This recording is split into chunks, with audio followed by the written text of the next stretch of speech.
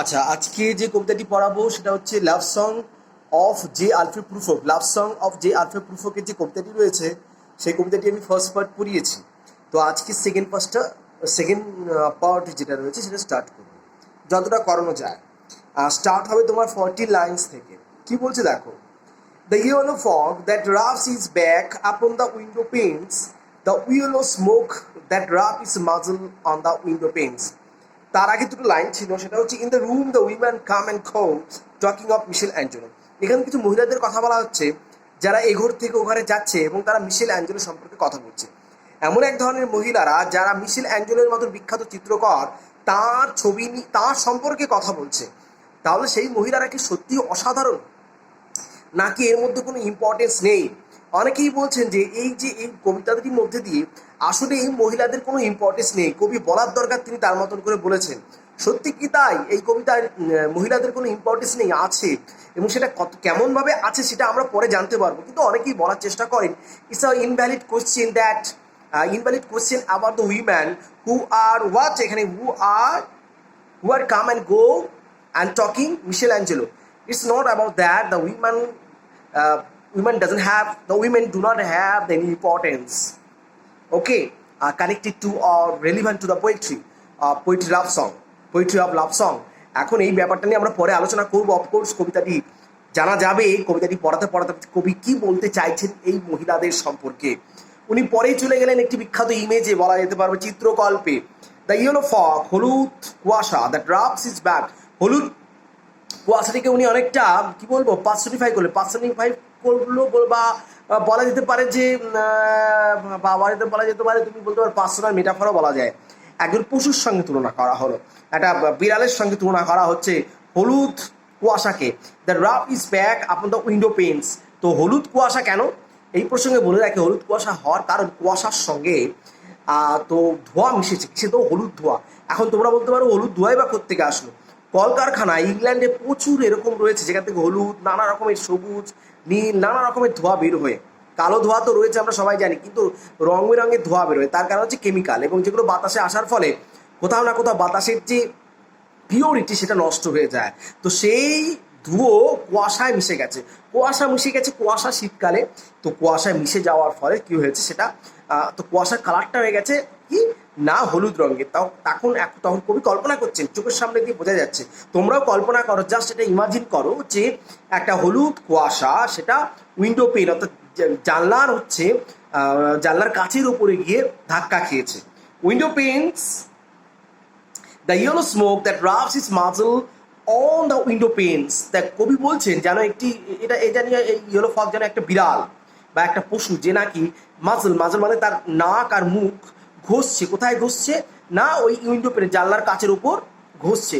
কবি কল্পনা করছেন এটি একটি বিড়ালও তো তাই করে না? অনেক সময় আমরা জানলার সামনে এসে গা ঘেঁষে, মুখটা হাতটা দিয়ে দারুণ সুন্দর করে অনেকে সেটাকে কিউট দেখে, ওরা বেশ কিউটলি কাজটা করে। বিড়াল তো এটা করে থাকে, বিড়াল কুকুররা করে থাকে। তো এইটা কবি কল্পনা করছে একজন এনিমালের সঙ্গে এই ইয়েলো ফগকে, যেন ইয়েলো ফগ জানলার কাচের উপরে এসে তার নাক আর মুখ ঘষছে, তার গা ঘষছে। কবি আরো বলছেন the lit is tongue to the corner of the evening. কি অসাধারণ লাইন! হ্যাঁ, বলছেন সন্ধ্যেবেলা যেন একটা অবজেক্ট, একটা বস্তু, তার কোনায় হলুদ রঙের যে কুয়াশাটা ছিল একটু চেটে দিল। এই প্রসঙ্গে তো বলেছি আমি যে হলুদ কুয়াশাকে একটা এনিমালের সঙ্গে তুলনা করেছে, যেন চেটে দিল। এই যেন চোখের সামনে দেখতে পাচ্ছি আমরা, এই যেন আমরা একটা কুকুরকে দেখতে পাচ্ছি বা একটা বিড়ালকে দেখতে পাচ্ছি, তার হাঁটা চলাকে দেখতে পাচ্ছি স্পষ্ট। ঠিক আছে, ইটস আ ভিজুয়াল ইমেজ, এবং এই ভিজুয়াল ইমেজটা আমাদের অসাধারণ। কবিতা যেভাবে উনি ব্যবহার করেছেন, এই ব্যবহারটা কিন্তু অত্যন্ত আধুনিক, যেটা এর আগে কেউ ব্যবহার করেননি, অন্তত ইংরেজি কবিতায়। হ্যাঁ, তোমার হচ্ছে ফরাসি কবিতায়, অর্থাৎ ফ্রেঞ্চ ল্যাঙ্গুয়েজে কিন্তু অনেকেই ব্যবহার করেছেন। মালারমে, বোতলিয়ে, ভাওলেন, জার্মানিতে রিলকে বলে একজন ছিলেন, তিনি ব্যবহার করেছেন, অনেকেই করেছেন। পল এলুয়ার্ড ফ্রান্সে তার আগেও করেছেন। তো আমরা অনেককেই দেখেছি যে টিএস এলিয়টের আগে অন্যান্য ভাষায় বা ইউরোপের অন্যান্য ল্যাঙ্গুয়েজে মডার্নিজমটা ইউজ করা হয়েছে, কিন্তু TS Eliot for the first time অনেকটা এইভাবে এই ধরনের কবিতাটা ব্যবহার করেছেন। অনেকে ক্রিটিসাইজ করেছেন কবিতাটিকে নিয়ে যে কিছুই হয়নি, এর কোনো মানে হয় না, অদ্ভুত রকমের শব্দ বা অবজেক্টকে কবিতায় জোর করে আনা হয়েছে। এটা কিন্তু কবিতা আসলে তখনকার সময় কবিতারা নিতে পারেনি, কবিতাটাকে নিতে পারেনি। এমনকি টিএস এলিয়টের বিখ্যাত কবিতা ওয়েস্টল্যান্ড, এবং এই কবিতাটাকেও অনেকে নিতে পারেনি সেই সময়। তার কারণ হচ্ছে আধুনিকতা, যখনই মানুষ কোনো নতুন কিছু করে, নভেলটি করার চেষ্টা করা থাকে, নভেলটি আসে লেখার মধ্যে, তখনই মানুষের বাধা বিপত্তি হয়। কনভেনশনাল থট গলা টিপে সেটাকে বাধা দেওয়ার চেষ্টা করে। টিএস এলিয়টকে বাধা দেওয়ার চেষ্টা করেছে কিন্তু পারেননি, কারণ টিএস এলিয়টের সেই লেখার মধ্যে অসাধারণ কোয়ালিটি। জীবনানন্দ দাশ আমাদের বাংলার কবি, তাকেও অনেক সময় বাধা দেওয়ার চেষ্টা করেছে। হ্যাঁ, এই বলে বোঝাতে পারবো না, শেষ করতে পারবো না। হ্যাঁ, তো জীবনানন্দ দাশ যখন নতুনত্ব একটা চেষ্টা করছেন বাংলা কবিতায় আনার, তখন অনেকেই ব্যঙ্গ করেছেন তার। এমনকি জীবনানন্দ দাশের স্বয়ং তার ছাত্র, সেই ছাত্র পরে আবার কলেজে পড়ান। হ্যাঁ, সেই কলেজে পড়েন এবং সেখানে গিয়ে দেখা যাচ্ছে তিনি তার ছাত্রছাত্রীদের সামনে তার মাস্টারমশাই অর্থাৎ জীবনানন্দ দাশের কবিতা নিয়ে ব্যঙ্গ করছেন, মজা করছেন। আমি অত ডিটেলসে বলছি না, বলার চেষ্টা করছি। তো কবি বলছেন, তারপরে দেখো কি বলছে, linger upon the pools just stand in the drains. তারপরে প্রথমে কি করলো, সেটা উইন্ডো পেনের উপরে ফগ যেটা আর কি উইন্ডো পেনের উপর, সেটা কি করলো, সে অনেকটাই কি করছে, তার মুখ আর যেন একটা মুখ এবং তার নাক, ওই ইয়েলো ফগে যেন নাক আছে, মুখ আছে, একটু ঘষার পর তারপরে একটু সন্ধ্যের কোনায় একটু জিভ দিয়ে চেটে দিল, সন্ধ্যের কোনাকে জিভ দিয়ে চেটে দিল।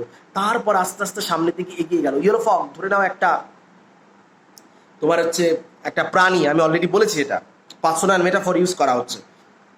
দ্য লাইটেন আপন the pools the stand in the drains. Linger মানে কিছুক্ষণ যেন থাকা, কোনো জায়গায় কিছুক্ষণের জন্য থাকা। লিঙ্গার মানে কিছুক্ষণের জন্য থাকা। তো একটা পুল, সামনে একটা পুল ছিল, যে পুলটা প্রায় শুকিয়ে এসছে, ড্রেনস, হ্যাঁ, শুকিয়ে গেছে এখন, সেই পুলের ওপর কিছুক্ষণের জন্য ছিল। তারপরে কোনটা ছিল, ইয়েলো ফগটা। তারপরে and slip by the terrace. তারপরে আস্তে আস্তে ওখান থেকে টেরেস, একটা ছাদের উপরে গিয়ে চলে গেল, ছাদের উপরে গিয়ে চলে গেল।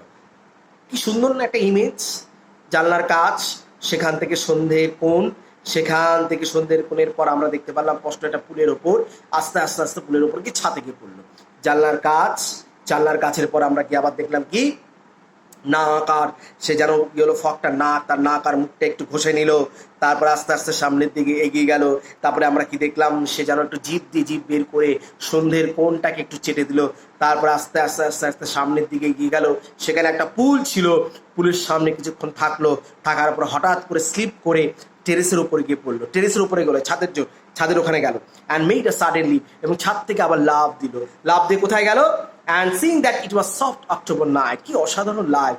তারপরে ইয়েলো ফগটি দেখতে পেল অক্টোবর মাসের সুন্দর রাত। এই অক্টোবর মাসের সুন্দর রাত অনেকটা জীবনানন্দ দাশের সেই বিখ্যাত কথা, কার্তিকের জোছনার প্রান্তরের মোহিনীর ঘোড়াগুলি ঘাস খায়। তারপর পরের লাইনে দেখো, curled once about the house and fell asleep. তারপর কি করলো, কোনো একটা বাড়ির সামনে আসলো, একটু কুকড়ে গিয়ে ঘুমিয়ে পড়লো। বাণী রায় বলে একজন বিখ্যাত কবি আছেন, আমাদের এখনকার বাণী রায়, রানাঘাটের বাণী রায়ের কথা হচ্ছে না, একটা সময়কার কবি বাণী রায়। তিনি সমসাময়িক সুভাষ মুখোপাধ্যায়ের সমসাময়িক, তার একটা কবিতার লাইন ছিল, খুব সুন্দর লাইন, রাত্রির পরাগে ঘুমের শান্তি ধরো, রাত্রির পরাগে ঘুমের শান্তি ধরো। ঠিক এরকম এই এলিয়টের এই লাইনটা থেকে অনেকটাই যেন ওই বাণী রায়ের সে বিখ্যাত কবিতার কথা আমার মনে পড়লো। এবং বলছেন, curled once about the house and the fell asleep. খুব সুন্দর। এবং তারপর ঘুমিয়ে পড়লো। এবং তারপর কি দেখলাম, and indeed there will be time. এবং তারপরে আমরা দেখতে পারবো কি, সময়, অসাধারণ কিছু সময় আসবে এরপর, দেয়ার উইল বি টাইম। এই দেয়ার উইল বি টাইম অনেকটা অ্যান্ড্রু মার্ভেলের বিখ্যাত একটি কবিতা আছে, সেটা হচ্ছে, হ্যাড উই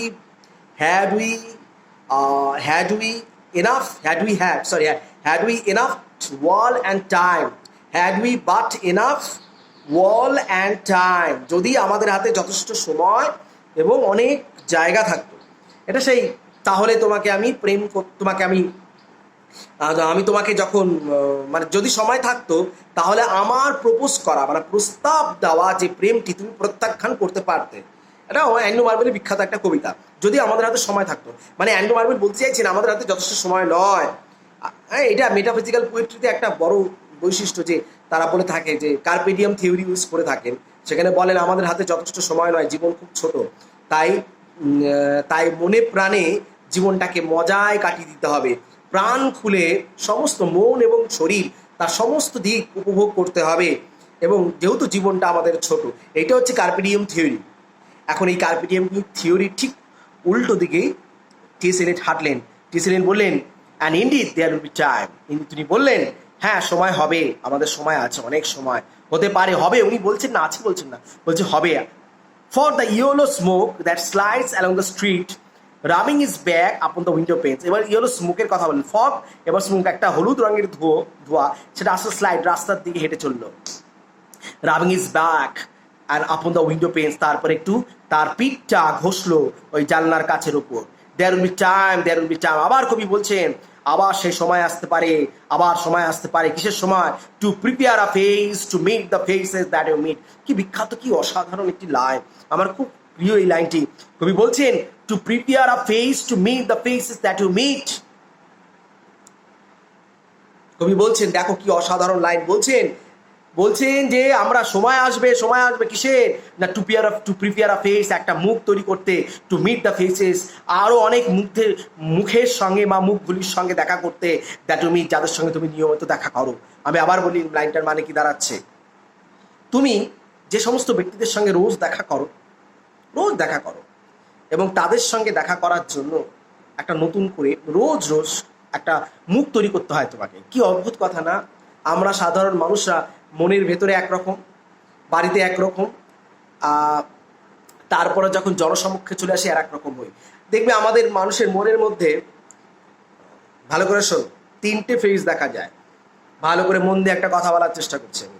3 ধরনের ফেসেস দেখা যায়। একটা হচ্ছে তুমি সমস্ত মানুষের অপরিচিত লোক, অজানা মানুষ বা যাদের সঙ্গে কথা বলো, একরকম মুখ।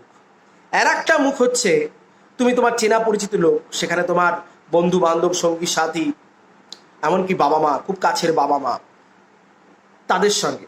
আর একটা মুখ হচ্ছে তোমার নিজের কাছে। এই 3 ধরনের মুখ দেখা যায়। নিজের কাছে যে মুখটা একরকম, বাবা মা, বন্ধু বান্ধব, সঙ্গী সাথী, কাছের লোক আর একরকম। আর একটা মুখ হচ্ছে একদম অপরিচিত লোক আর যারা রয়েছে আর কি, অ্যাকোয়েন্টেন্স, হ্যাঁ, সাধারণ বন্ধু বান্ধব। তাহলে কি বুঝলে? 3টে ফেস। কবি বলছেন মানুষও তাই প্রত্যেক দিন যেন একটা মুখমণ্ডল তৈরি করছে আর 5জন মানুষের সঙ্গে দেখা করার জন্য, যাদের সঙ্গে সে রোজ দেখা করে। এমনকি সত্যি তো দেখা করে কত রকম ভনিতার কথা, কত রকম মিথ্যে কথা, বা বলা যেতে পারে কত রকম লুকানো কথা, সিক্রেট কিছু কথা। সিক্রেট কথা বলতে আমি বোঝাতে চাইছি, অর্থাৎ তুমি তোমার পুরো স্বরূপটাকে দেখাচ্ছ না, প্রত্যেক দিন একটা করে মুখোশ তৈরি করছে। এখানে এই ফেস মানে হচ্ছে কিন্তু মুখ নয়, এই ফেস মানে যেমন মাস্ক। ওকে, কবি বলছেন তারপরে দেখো, to prepare a face to meet the faces that you meet, there will be time to murder and create. এমন তো সময় আসবে যখন হত্যা করার সঙ্গে সঙ্গে সৃষ্টি করার সময়ও আসবে। And a time for the all works and the days of the hands. তো বিখ্যাত কবি, গ্রিক সাহিত্যের তোমার হচ্ছে জিসাস ক্রাইস্টের জন্মের প্রায় 800 বছর আগে একজন বিখ্যাত কবি ছিলেন, সেটা হচ্ছে হিসিয়ড। তিনি একটা বিখ্যাত কবিতা আছে তার, ওয়ার্কস অ্যান্ড ডেজ, ওটা ইংলিশে ট্রান্সলেশন করলে তাই দাঁড়ায়। সেখানে তিনি গ্রামের মানুষদের পরিশ্রমের কথা বলছেন, চাষি এবং অন্যান্য যে যারা কাজ করেন, শ্রমিক শ্রেণীর লোকরা, শ্রমিক বলতেই কুমোর কামার ইত্যাদি ধরনের যারা লোক আছেন, তাদের কথা বলছেন যে তারা কি পরিশ্রমের সঙ্গে কাজ করে যায়। এবং বলতে বলতে একটা নৈতিকতার কথাও বলছেন কবি, কিন্তু তার ঠিক অপোজিটে টি.এস. এলিয়ট বলছেন যে কি না, ভালো করে শোনো, বলছে there will be time to murder and create, time for the all works and the days of the hands. একটা সময় আসবে যখন মানুষ আবার নতুন করে কাজ শুরু করবে। তার মানে এলিয়ট কি বোঝার চেষ্টা করো যে বলছেন কবি যে এখন আর সেই ভালো কাজ করার লোক নেই, ফ্রুটফুল কাজ করার লোক নেই, বা বলা যেতে পারে মিনিংফুল কাজ করার লোক নেই। এখন হয়ে গেছে, জীবনটাই হয়ে গেছে লাইফ অফ ইনঅ্যাক্টিভিটি, ফিউটাল একটা লাইফ যার কোনো ইম্পর্টেন্স নেই।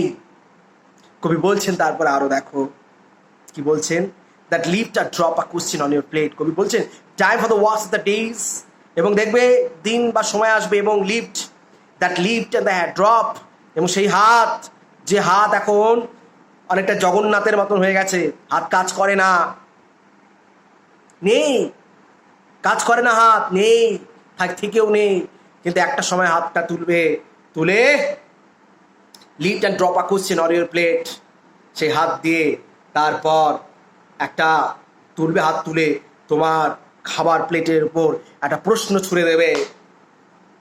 এই কোশ্চেন করা, দ্যাটস ইম্পর্টেন্ট। আমরা কোশ্চেন করতে ভুলে গেছি। রাজা তোর কাপড় কোথায়, এটা আমরা জানি না, করতে পারি না।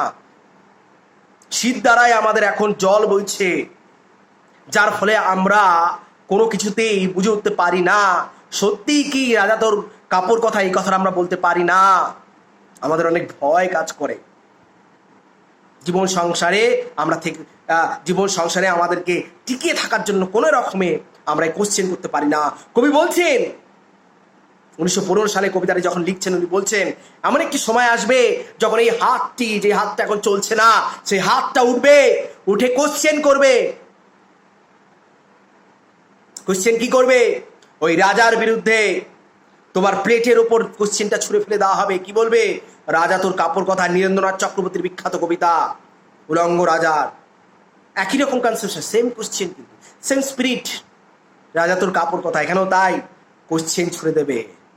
এবং কবি বলছেন শেষ পর্যন্ত, there time and question play, time for you, time for me.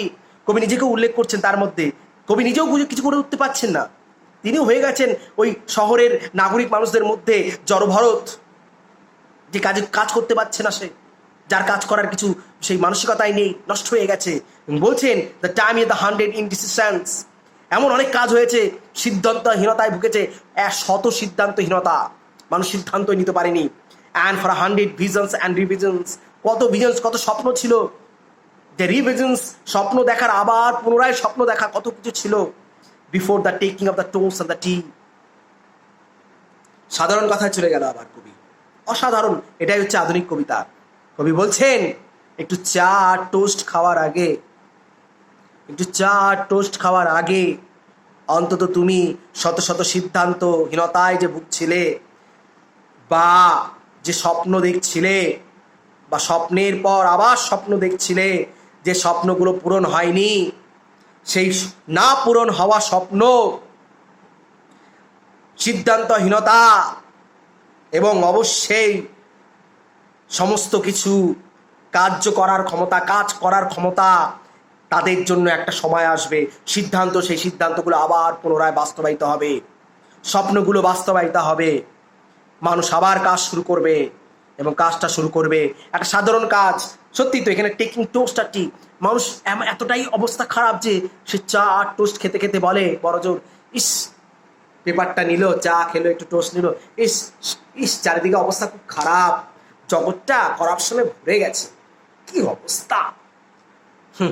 এইটাই শেষ। এই অবধি মানুষ কিন্তু বোঝে, উপলব্ধি করে, এর বাইরে বেশি করতে পারে না। প্রতিবাদ করার মানসিকতা নেই। ওই যে বলছিলাম, শীত দ্বারা জল ঢুকে গেছে। আশা করি বোঝাতে পারছি কবিতাটি। আমি অনেক কথা বলেছেন এলিয়েট এই কবিতার মধ্যে দিয়ে। আস্তে আস্তে পুরো এইভাবেই আমি কবিতাটি পড়াতে থাকবো, আর তার ব্যাখ্যা, ইমপ্লিসিট এবং তার সঙ্গে যে লিটারাল মিনিংটা আলোচনা করব। ওকে।